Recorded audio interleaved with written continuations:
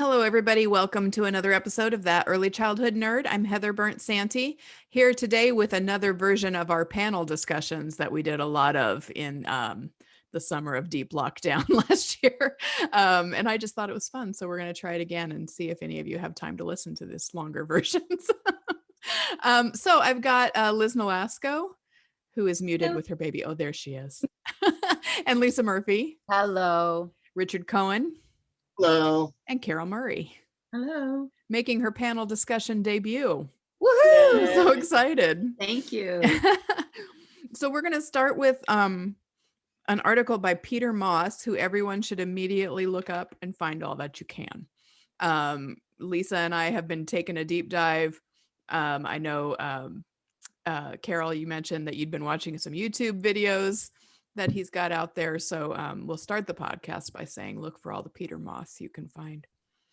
The article, I think it's more of like an editorial or like the intro article to a journal with a theme, but it's called Beyond the Investment Narrative. It comes from Contemporary Issues in Early Childhood. And we will look for ways to make this available to those of you who are listening to this podcast so you can see the full article. But to start with, we're gonna do a quick nutshell of what he means when he's talking about the investment narrative, right? Is that what we decided? I've already forgotten all the pre-recording conversation.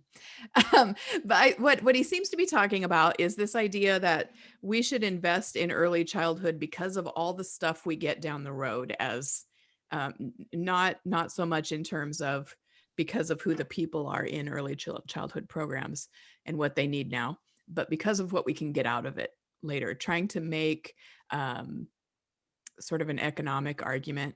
And so in some places it's a social justice argument, but it's still about way down the road what we can get from this. So if anyone wants to add anything to that nutshell, go right ahead. Well, go on, Carol. Oh, there's lots of ways we could sort of wordsmith that and think about the things that we've gotten really comfortable saying, like children are the future, invest in children now because it will pay off in the long run. What were you going to say, Lisa? Well, I like to point out the article itself is from 2013, the journal article. So I think there's some date context there that when it comes to the phrase, it's been around for a while, right? Mm-hmm. This isn't some new thing we've been talking about. The first time it came on my radar was with Hickman, I think his last name was. Heckman. Mm-hmm. Heckman, and I was at a conference where he was Skyping in. Before you had to Skype in, he Skyped in. Like, ooh.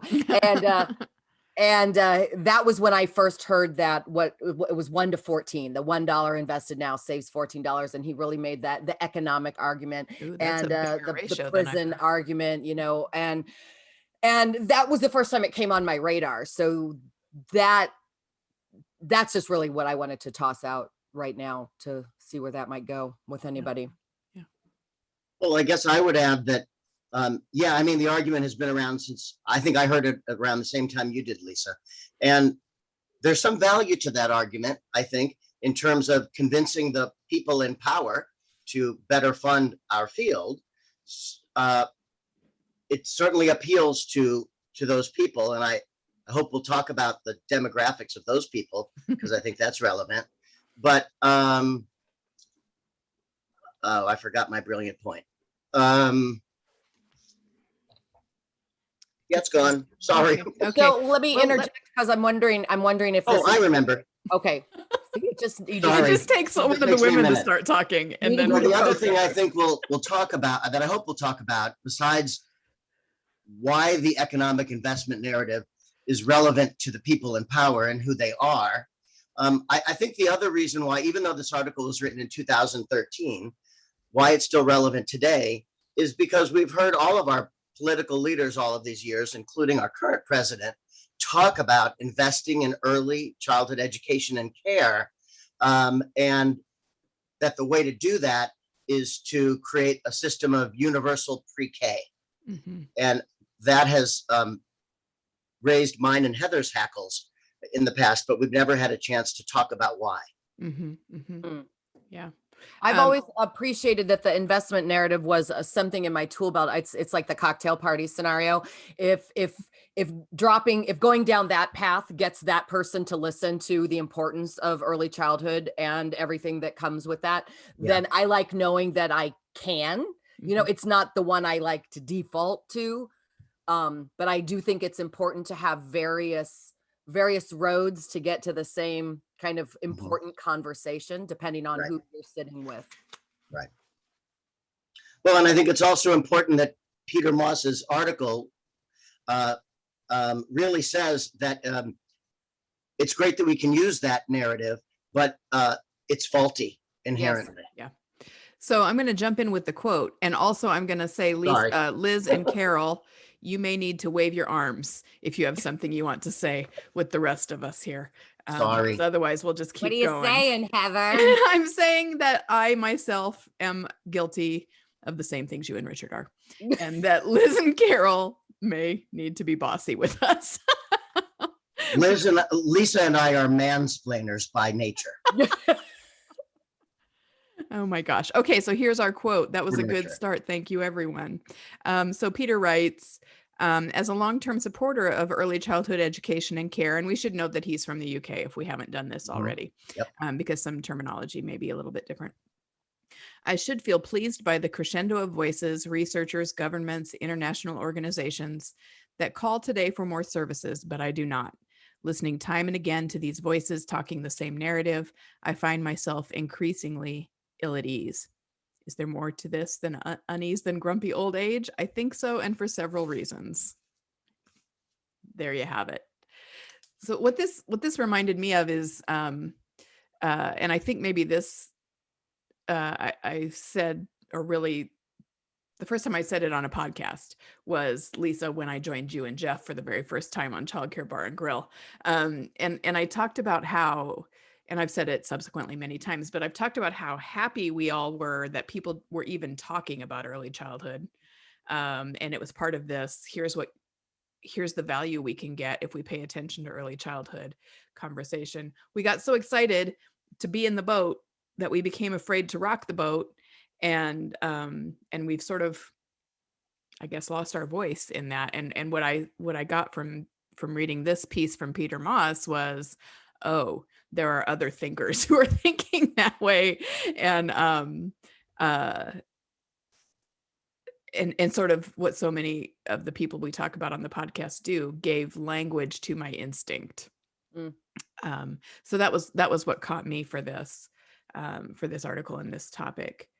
I've even felt that although we are happy that people are noticing early childhood and saying that there is return on the investment, we are being told how to talk about our profession. And I have even been invited to leadership institutes and advocacy groups in Albany. And when I have wanted to talk about what we do and use the language that I think is authentic to help people understand child development, words like play and words like care, I've been told don't use those words. Mm-hmm. I have seriously been told if you want to be at the table, you need to talk this talk. Mm-hmm. So what it comes back to is, what are we trying to prove? And what is the true wealth of a nation? What do we value?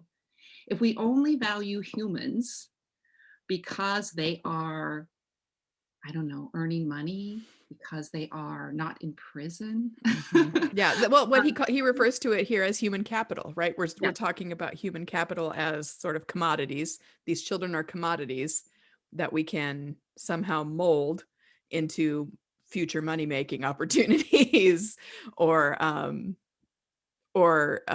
people that are worthy according to a very slight definition of worthy people. If we're talking about narrow definitions of worthiness and staying out of prison, can we talk about the unbelievable bias that is in this narrative? This idea that children who attend early care and education programs do better in school later because they're indoctrinated earlier.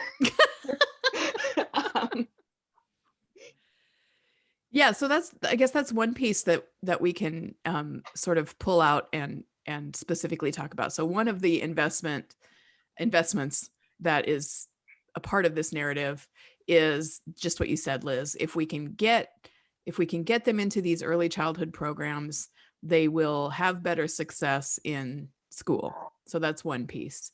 And Richard, I think that's kind of what you were starting to talk about with universal pre-K being the idea that we were going to take to take advantage of this opportunity of having kids who do better in school. But it all comes down to, how are we defining do better in school?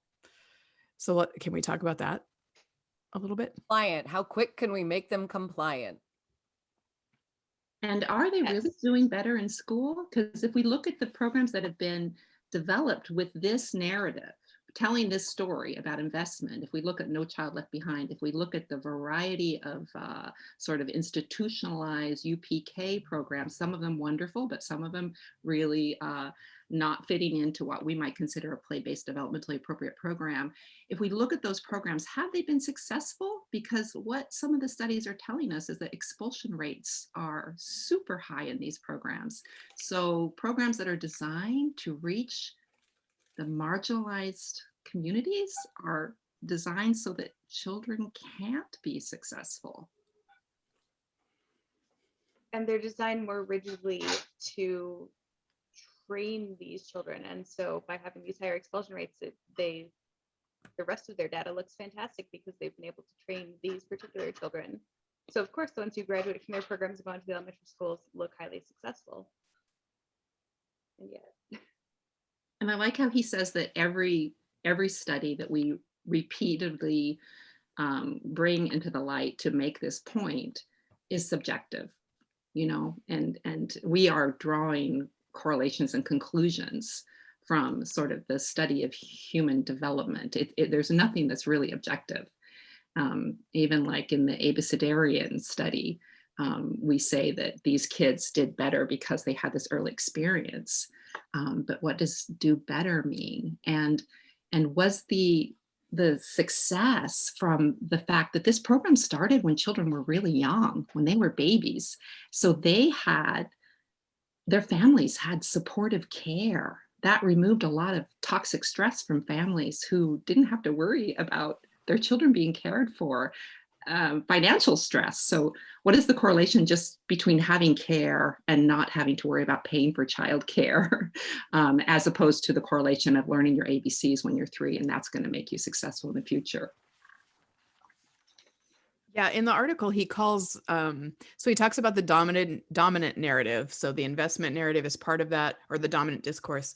And that's sort of, you know, the people in power have decided what success looks like and what kind of people they want, what kind of a product they want at the end of this assembly line, and excluded any other kinds of stories. So in this case, it's this, I think what we're talking about is this idea that quality looks like a certain checklist, a very specific checklist, and school readiness is sort of the first gate, the first level of checklists maybe.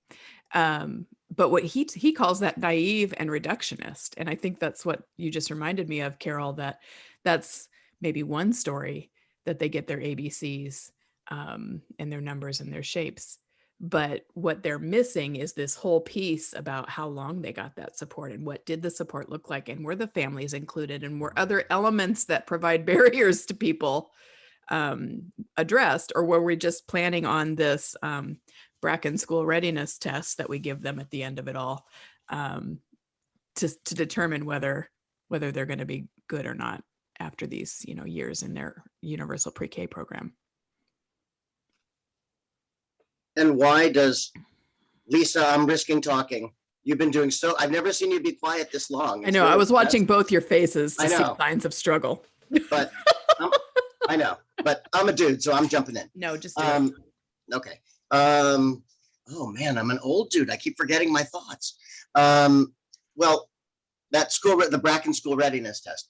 The question is, what is it testing, and who decided that those were the skills or areas of knowledge that defined school readiness?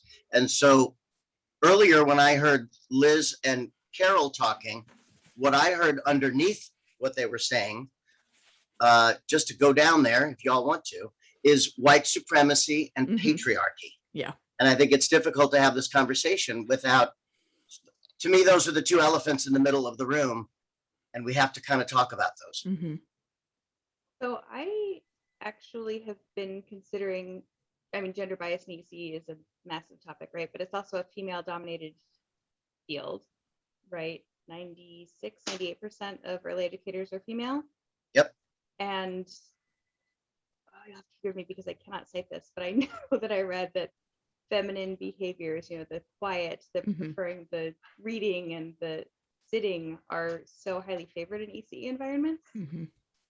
that, I mean, of course, there is an element of patriarchy in the feminized behaviors, but I think there's a heavy bias. I know the research tells us there's a heavy bias against boys in early education settings.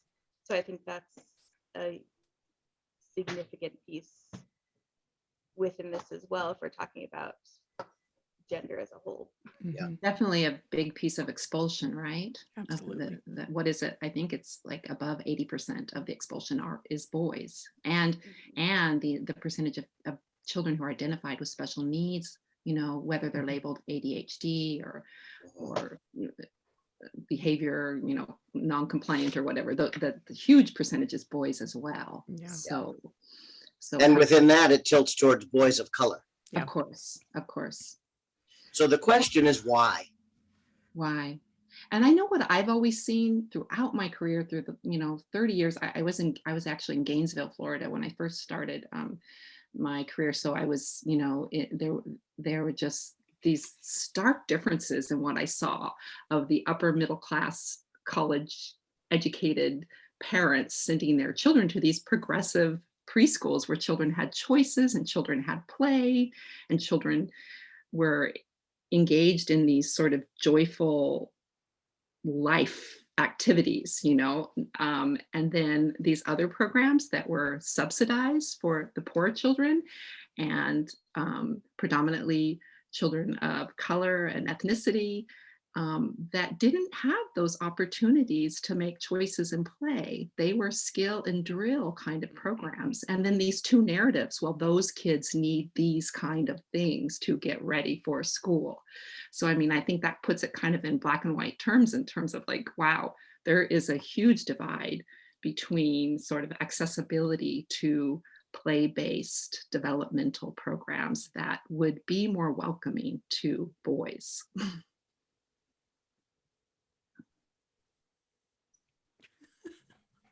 Well, okay. So I guess I such would a add downer in- so far. Go, Richard, Right. go. Oh, well, I think I've said this on a previous podcast. This is just what you said, Carol, what the thought that bubbled up for me. Bill Ayers, how do Yeah. we say his last name? For anyone who doesn't know who he is, back when President Obama was first running for office, some of the ways that his opposition were trying to take him down were to say, look at his preacher and the horrible things his preacher said, and look at this communist friend of his. And they were referring to Bill Ayers, who's a professor in Chicago. And Bill made a really interesting point that I've never forgotten about early childhood and education in general. And that is that this idea of critical thinking, the value of problem solving and critical thinking is very much a middle class value that that communities of poor people want their children to do well in life, whatever it takes. And so they're more interested, this is his theory, in the what did you say, Carol? Skill and drill? Mm-hmm. Yeah. So that their kids can move along higher through the system rather than challenging the system. And the very wealthy are also only interested in their children maintaining that same position. They don't really care or value critical thinking. They just want their children to get the best grades and get into the best school so that they can make the most money later. So for me, that was really that's a thought that stayed with me since I first heard that, and seems really related to the conversation we're having. I don't know what you all think about it. Yeah, I think that it's hard to place those kind of values on a whole, like Well, middle class sure, or upper class people, sure. poor people. Um, I don't know. I think that we put so much weight on early childhood educators and on the backs of children by wanting them to solve society's problems. So, along with that is a false narrative that if we got it right in early childhood, we could change society. Because, yeah, we can do a lot of good by getting it right at the start, but there's a lot of other systems that need to contribute, and children are our future, but so are adults are our future too. So I know for me as a child who grew up in poverty, I didn't have a rich life of books and literacy. I didn't really learn how to read. I was I did poorly in school. So the thing that saved me was access to college. So, what are all the different ways we can shift society and grow society, even if our goal is financial? It's got to be more than early childhood. What about poverty? What about prisons? What about high school? What about college? What are all these different avenues that we can rely upon to make a shift? And putting all that on the back of young children is really not fair, and it's really a false narrative, because this whole idea that if kids don't love books when they're 3, they're never going to learn to read and write is not true. It's just not true. Yeah. So that's a lot of weight. It's a lot of weight we're putting on our little ones And their caregivers. and I their was just you going know. to say that, Heather, and the people that are around them who, depending on their own experience, might or might not drink the Kool-Aid of this particular narrative, Yeah. if they didn't experience anything different their own selves, I think they're going to be more likely to say, oh, all right, this is what my boss, right? It's just a horrible vicious cycle. My boss is telling me to do this, and so I'm going to do it because I need the money, because I need to keep my lights on, and da da da da da da da. So I can't afford to rock the boat, to go back to how we all said. And I think you're right. We did get so excited. I mean, I thought right out the gate about Elizabeth Jones's quote from the late 90s, that we did such a good job convincing everybody that what we did was important, that we unintentionally gave our power up, and now we've been screaming trying to get it back, but it's so now diluted that we don't even know where to go to do it. And then we look as a profession like we're bickering with each other because we don't understand what each other is saying, because we've got 99 different narratives. And so then the outsiders looking in are like, well, shoot, they don't even got their stuff together, so we'll go keep making decisions for them because they can't even get on the same page. And it can be very frustrating and overwhelming. I think there's room to shine light on other narratives, but then at the risk of now having so many narratives that we then keep making it confusing. Well, one And of the maybe at the root of this narrative is that we need to fix children, and that's what I was going to say. This is very we much we need to focused fix. on deficits. Yeah, it is focused on deficits. So this whole idea that we're fixing others, that we're changing others, instead of, sort of allowing humans to grow and sort of making a good life for people, Yeah. we're fixing. And that is really ugly when you think about the sort of racial implications. Yep. And how to reach marginalized communities who deserve equal access to educational opportunities. That's not a good place to start fixing people. Yeah. So I wanted to look at one of the other things that he says is that this investment narrative, and really conversations about quality in general, and he talks a lot about quality in other places, other pieces, and their definition, and says that we seem to believe that a very tightly defined program will produce good results. And that sort of reminded me, or brought me to the quality rating systems and licensing regulations and accreditation standards and things like that. And that seems to be right now, when we talk about quality in the field, that's where most people's minds go, and certainly where families' minds will go, because that's what they've been sold, is that they need to look for a high quality program, and they all should look the same. If they're quality, they should look the same. So I wanted to talk about that or hear about that a little bit too. Like what could be different about that, or what flaws are there in that idea that everything has to look the same so that we can manage quality outcomes when we're talking about kids under People. People. It's like the blueberry story, Mhm. which, you know, you can't turn back the kids because the blueberries are busted.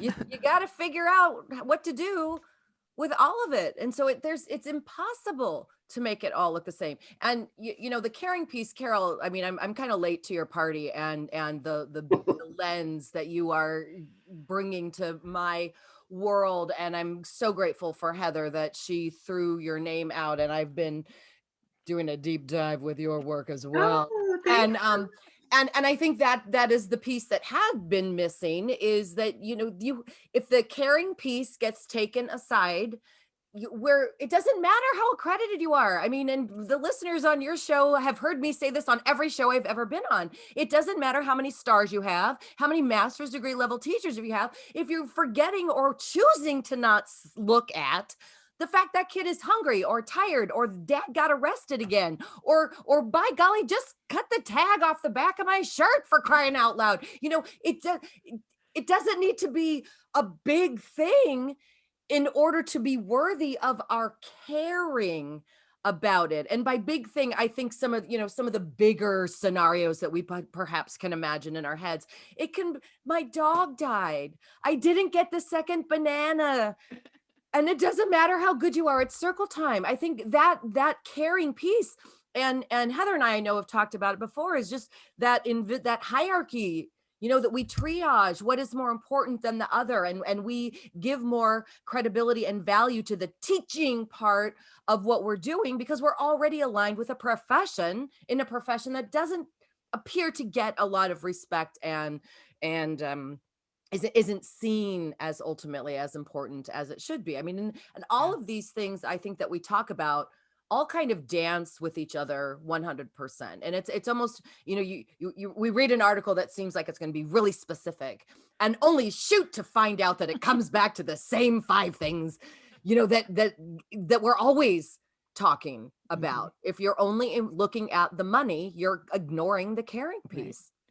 Right. The other appeal of the investment narrative then is that we as teachers get we do get a little bit of a boost from saying, yes, what I do is impacting the world for years and years and years. And I'm not saying that it doesn't. And I don't think that's what he's saying. He's just saying that's not the only story. That's not the only piece that's important. And it certainly can't be done through a checklist of standards. I've been having a tricky time trying to formulate how I want to say this. So at the end of the day, I'm not necessarily convinced I want to be aligned or associated with a program that puts all its eggs into this particular investment narrative, because it requires me to compromise what I know is best practice. Mm. And so I choose, you know, if you're only going to give me that amount of money because of that investment narrative that you drank the Kool-Aid for, but now the program that you are creating that you now want me to be a part of looks like drill and kill and 1, 2, 3 and eyes on me and crisscross applesauce and sit still, be quiet and checklists and QRS and Eckers and Itters and Fetkers and blah, blah, blah, blah, blah, blah, blah, I will say no, thank you. Mm-hmm. Yeah. I will say no, thank you, because it requires me to compromise. Just, you know, even before I became familiar with like, oh, wow, shoot, I didn't realize we've set up caring and teaching to be another false dichotomy here in our profession. Let's take a look at that. But I don't want to be a part of that kind of a program. Mm-hmm. Lisa, are you saying that because there's this investment narrative that the people who take money are tied into a contract, that someone is saying to them, Oh, yeah. we will Totally. invest you, Yeah. but we want to see this X, Y, There's, there is no free lunch. No free lunch. And it's like when I tell teachers and they complain like, oh, well, I'm a part of this program, so I can't X, Y, Z or whatever they're telling me they can't do because they're aligned with it. I'm like, you knew that when you took the job. But So do you think that's an interpretation? I mean, I have worked in accredited programs, and I have got, you know, I haven't always loved what I've had to do, but I have said to my teachers, well, this digging this hole in this sandbox is a science curriculum. You're doing it. We might need to find this way to talk about it, but we're doing it. Yeah. So do you think there's ways to take that money and do play? She's got a whole language of the wolves piece about that. Yes. Yeah, you taught that, right? Yeah, what to say when So the is it wolves about come knocking. interpretation, or is it really a contract that you have to use those I checklists? think Well, it it's both. depends on the people who are in charge of the program and what their own personal experience and comfort level. For me, 100% is verbiage and interpretation, Mhm. right? Because I'll find that loophole. I will Yeah. find that loophole. But it also, surprise, it also comes back to relationships. How is my relationship with my licensor? How is my relationship with my monitor, with my director, with my supervisor, my superintendent? Do they trust me? Do they trust that I'm not trying to find a workaround because I'm lazy, but I'm trying to find a way to infuse best practice into this program and still take your money Mhm. Mhm. Mhm. without selling my soul to the early childhood devil? Mhm. Well, and Carol, you used the term much earlier, subjectivity, which should be the nature of our field, right? Treating each child and family as individuals. I mean, that's what that's what many of us value and strive for. But in terms of this conversation, I agree with everything Lisa just said, and much of it is out of our control because of the subjectivity of the people who are interpreting those standards. Right? Liz just looked at the heavens just now. I saw that. And I'm Because dying to maybe hear love it. from Liz, because I know she has some very strong and smart opinions about quality rating improvement Mhm. systems. Mhm. So I'm going to just try to set that up and say that back in the day, 20 years ago, when I was helping a particular state create their quality improvement rating system, part of that process was training the state licensors on how to use the tool so that there was quote unquote inter-rater reliability, Yeah. so that there was standardization of how they used that tool. And what I learned anecdotally through that experience is that is an impossible task. Mhm. Those people inherently are random and diverse human beings. And no matter how we try to do it, they're going to use that tool differently. And while building a relationship with a licensor is important, sometimes that's not even relevant, because there are some licensors you can build a relationship with and others who, this is how I interpret it, and I don't care how you try to convince me that this is play. You don't get points for that, because I'm very black and white, and that's how I interpret that standard. Whereas the early childhood program down the street has a different licensor who says, oh yeah, I get that digging the hole is play. That makes sense. Okay, more And points. science. Yeah. Yeah. All right, Liz. A lot of pressure now. I just did like a 7-minute presentation. I wasn't ready for all this. No, I mean, I think in terms of the quality rating and improvement systems and the idea of the investment narrative, there is research to go way back to the beginning of the conversation in terms of the assessments, right? Everything I was reading a couple weeks ago came back to the Peabody picture vocabulary test. Is that? Yeah. I think test might be the wrong word, but you know what I'm talking about. It's test is in the name. It's the PVVT. Right. Oh, okay. Yes. Go ahead. Sorry, got thrown off. All right.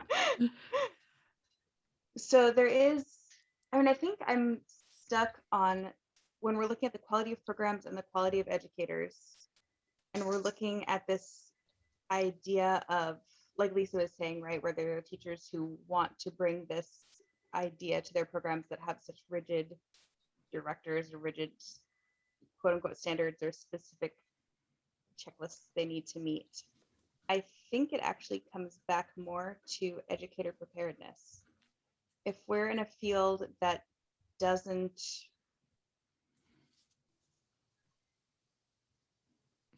sorry, I'm really stuck on how to phrase this because I have a lot of feelings. Hold on. We're in a field that doesn't require a lot of education to join. There's a very low barrier to entry. Yeah. And at the same time, I do not want to overlook the fact that formal education is not at all the end all be all. Yeah.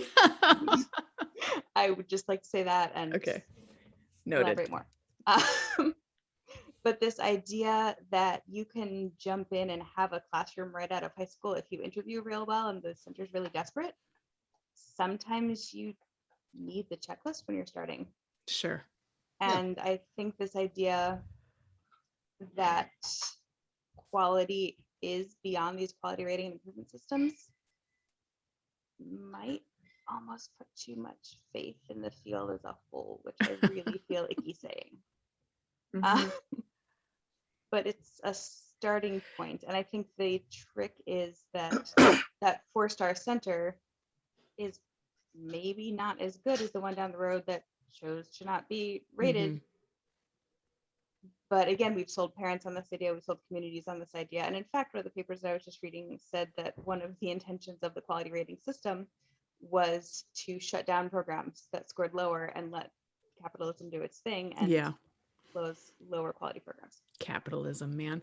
But I think they can be a tool. I mean, you made a good point, Liz. The checklist is maybe necessary for some. And I think that's sort of come up in many different parts of this conversation, is that the investment narrative might have, and Lisa, you talked about this, if this is the tool that's going to work in this situation, then let's bring it out. But it can't be the only way that we're ever looking at the work we're doing with young children, with And the it people needs to who be care a for them. baseline, Yeah. a baseline, not a ceiling. So many of those things become the cap, and it should be a launch pad. You know, and then to what you said about like the 4-star centers, like in theory, you like to think that there could be somebody mentor, some kind of a buddy system, relationships that is happening, you know, between that high schooler that's fresh out and now has a classroom, you know, of their own. And so who's assisting, who's guiding? But yet we know from doing this work for collectively now 100 years, I'm looking at right here, you get thrown in by the seat of your pants. You get told, you know, what time to be in the lunchroom, and you figure it out on the fly. So it's so many layers of conversation here. Yeah. I think about Bev Boss's program, right? And she staunchly refused to participate in any rating system. Yeah. Because she understood exactly what we're talking about. And it resulted in what for me was probably the greatest, most effective, however you define that, which is part of this challenge we're talking about, early childhood program that I've ever seen. And it had no stars because she refused to participate in that program. So on paper or on your computer screen, if you're a young parent who doesn't know any better, you'd think, oh, that's probably not a good program, right? Yeah. As far as those tools go, what I'm reminded of is, you know, some of my, I can't think of the word, ways of looking at my early childhood classroom. So there's a great difference between, like this morning online, I saw some video of one of those cutesy preschool sites that had the plastic Easter eggs. And it had the number on one half of the Easter egg and the number of dots on the bottom. And they had children match them up, right? That's not inherently a bad thing. I would be happy to put that in my math center, and any child that wanted to play with that, it's there for them. But that's very different than making every child sit down and play with the eggs now at 10 a.m. because it's math time. So those tools, like Eckers, it's a good tool for someone who wants to take it on and use it and who doesn't have a lot of knowledge or information. But that's a whole different scenario than being required to use it by everyone in the country or in your state, right? Yeah. Yep. And I also want to go back to Carol, because, you know, I've never met Carol, but this woman has just transformed my life just in the recent months. I can't even say it enough. You get sick of it, Carol? No, thank you. Well, but the thing is, what Carol has done for me, she'll do something different for people who are new to this field. But for me, what she's done is she's validated and put words to everything that's been in my mind and heart for decades and allowed me to focus it. And so what I want to just say from that is, and Lisa said this earlier, I'm just sort of saying it in a different way, which is why, well, it goes back to the Betty Jones quote. And why are we all scrambling to meet someone else's standards about how children will be in the future, when we should feel very proud, I don't know if that's the right word, of simply caring for them today. Honored. That's what our field has to today. Offer. It's an honor to care for them today. Yeah. Why should Carol be made to not say play and care? That's a really dangerous direction that members of our field are taking. Mhm. And I would Well, say and go on. when I was using accreditation, I was a new director at a school in Poughkeepsie, and it was at a very a community college. We had a lot of single moms, single dads, young parents, a lot of Black and brown children, and we used accreditation standards to grow together as teachers. And I was guiding it. So I was the one saying, like, you're cooking soup, you're making soup with those kids, that is your math and science for today. Great, let's take a picture of it, let's check it off on the list. Mhm. You're digging in the garden. And we really worked on an outside every day in all seasons program. We had a wonderful cook. We worked on meals with the families. We really worked on building this culture of care. And so we use the tools to make ourselves feel good and to have, like you said, a standard. And when we went through the accreditation, our lowest score was in science. And I thought to myself, that's so interesting. We're outside every day in all seasons and all weather. We have a little garden. We have a cook who is helping us plan meals with the children. I mean, do they not see? I guess we didn't have the science experiments that they could, but we had this real life of care. So we used those tools, but we didn't get the highest score in science. I didn't even tell the teachers what their scores were. You didn't have the 3 to 5 items from the approved catalog on your shelf. No, we didn't. So yeah, so I don't know. That's just interesting that care, again, I felt the care was not valued. Yeah. The cooking and eating and playing and digging in the garden was not a value that could be seen on the day that the accreditor came. Right. And why are we as a field being forced to adhere to standards that are being created by and evaluated by people who don't understand early childhood education? They can walk in the room and not understand that sensory table is science. And so you get a bad score. Mhm. People who wrote the standards themselves don't understand early childhood education and care. So they don't know what to tell the evaluators to look for correctly. Which And is that's part the of what hole gives we've the dug investment ourselves in. narrative so much power, because that's much easier to explain. Lisa, you've been cut off twice. What did you want to say? okay. Sorry, Lisa. No, not at all. No, it's like a cocktail party. This is Yeah. why I love this. Choosing to get a 2 is different than not getting a 5. Mhm. And Right. so when Ginsburg was the keynoter at Washington State AEYC conference 100 years ago, when he was still executive director of NAYC, and his opening statement was that if you're not an accredited program, you're not a quality program.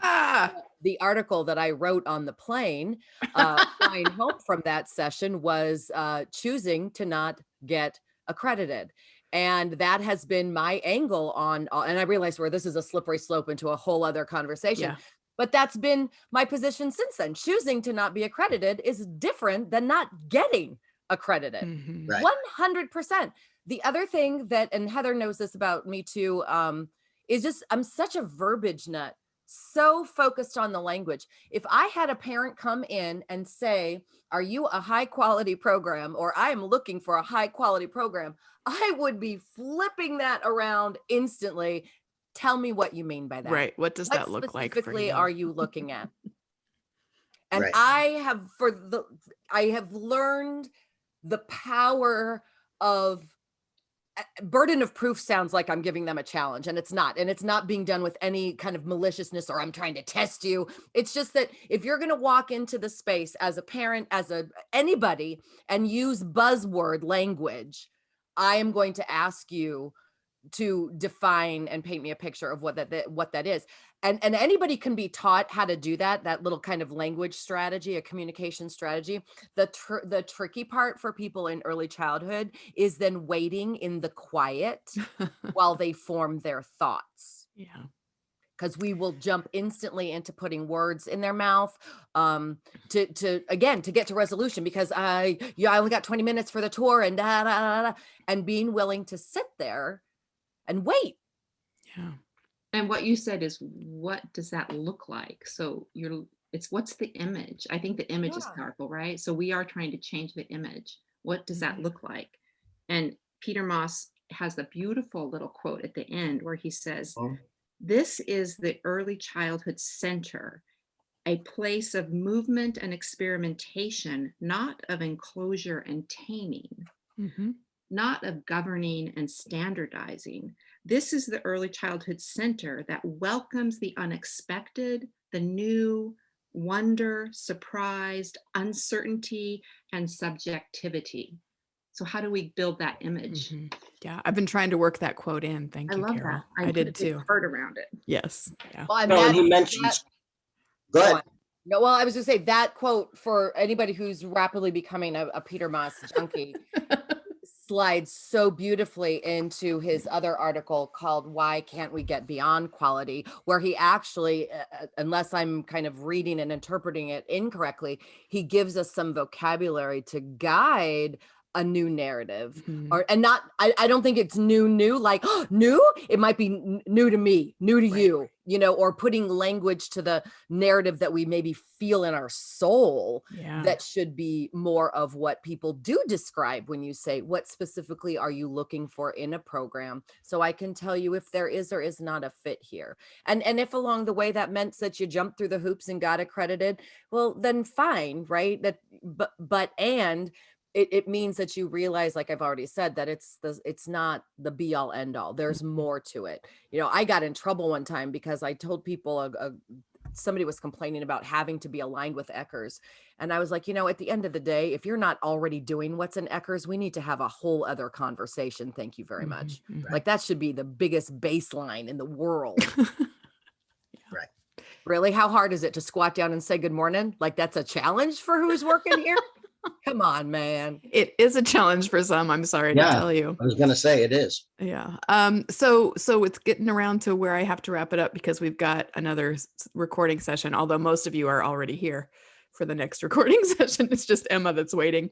But is there anything that isn't going to be another hour that's in the article that you wanted to talk about, or that you loved or was challenged by, or anything like that?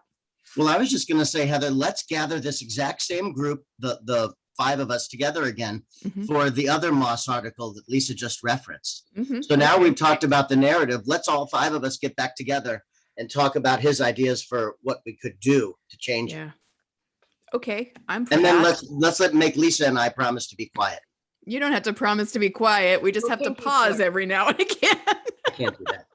It's all or nothing with me. Yeah. And if you like the quality article, you'll love the books. It's just going to go on and on. Well, thank you. We went in a lot of directions on this, and I knew we would. But I am excited about another conversation and keeping it going. So thank you all. And thanks everybody for listening. Come back again for another episode of That Early Childhood Nerd. Goodbye. Bye-bye. Bye.